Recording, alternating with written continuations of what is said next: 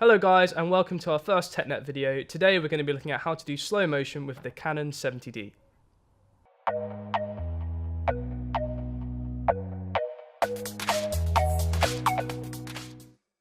So we're going to start with the fundamentals. Most footage we shoot at is at 25 frames per second. Now today we're going to be using the Canon 70D, which will let us shoot at a higher frame rate, which means we can then slow that footage down in post-production and achieve that slow motion effect. Shooting at a consistent frame rate means when we take these images back into post-production, it comes out as one seamless film. Now, like I said, normally we shoot at 25 frames per second, but shooting at that increased frame rate allows us to slow it down and still keep that buttery smooth image. As we're using DSLRs, we generally have to set the shutter speed to about twice the frame rate. So if we're shooting at 25 frames per second, we're going to need to change that shutter speed to about 1/50. Now with the Canon 70D, we can go into the menu, adjust the settings and shoot at about 60 frames per second. This means if we double that, we'll have to shoot at about 1/20 for our shutter speed. We generally stick to this shutter speed rule as it makes the images look true to life as possible. Sometimes adjusting the shutter speed too high or too low will make images feel quite unnatural to the viewer. So to achieve slow motion film, we need to shoot at a higher frame rate. Higher frame rates are often features that are limited to more expensive DSLRs and mirrorless cameras. Luckily, here at the college, you have access to Canon 70Ds that you can take out for kit bookings, and these do have that higher frame rate feature built in. We also have Canon 7D Mark IIs, which you can use in the studios exclusively.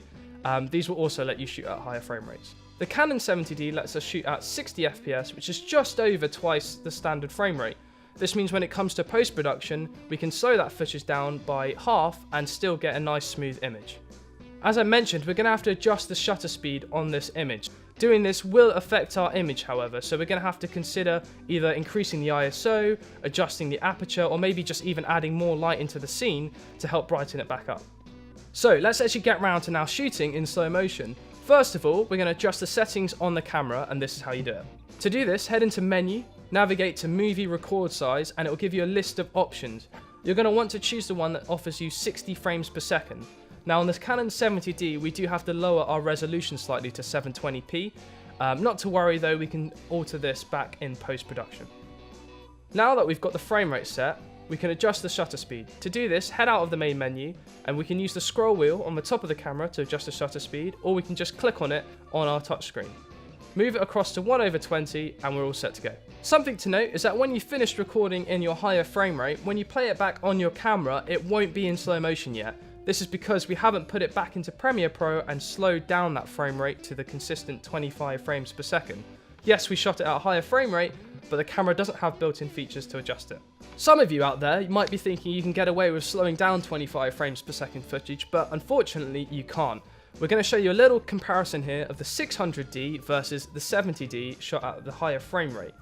Now slowing down these images, you can see the 70D still keeps buttery smooth when we're slowing it down to 50%, but the 600D is getting really choppy. That's because it's almost shooting at basically 12.5 frames per second now. As you can see, it's just not as smooth, and that's why we use the 70D to slow down our footage. Make sure to utilize the awesome autofocus built into the Canon 70D. It has something called dual pixel autofocus, which means when you're using some of the newer lenses, you can move from left to right, or even have something up in front of you, and it will kick back straight to the face. This also works whilst you're shooting at a higher frame rate, which means if you're following somebody with a fig rig or a shoulder mount, it will keep focus on their face no matter how close or far away they are. Now we're in Premiere Pro, I'm just going to right click on our sequence and check that our settings are correct. Yep, we're at 25 frames per second, that is perfect. So we'll go over to our slow-mo clips now, and I've got 3 clips here, each with their own unique time code. So this is the length of the clip. These will get longer as we slow the footage down. So I'm going to right click, modify and interpret the footage. This will come up with a little pop-up box that we can now adjust the frame rate of those clips. So we're going to want to assume that all the frame rates are going to be at 25 frames per second. I'm going to hit OK, and that's going to apply to all the clips, and you can see now that their durations have increased because we've slowed down the clips. Thank you for watching this first TechNet video. We're going to have plenty more to come in the following weeks. Things like software, tutorials, guides, Premiere Pro, Photoshop, the lot, so stay tuned for those.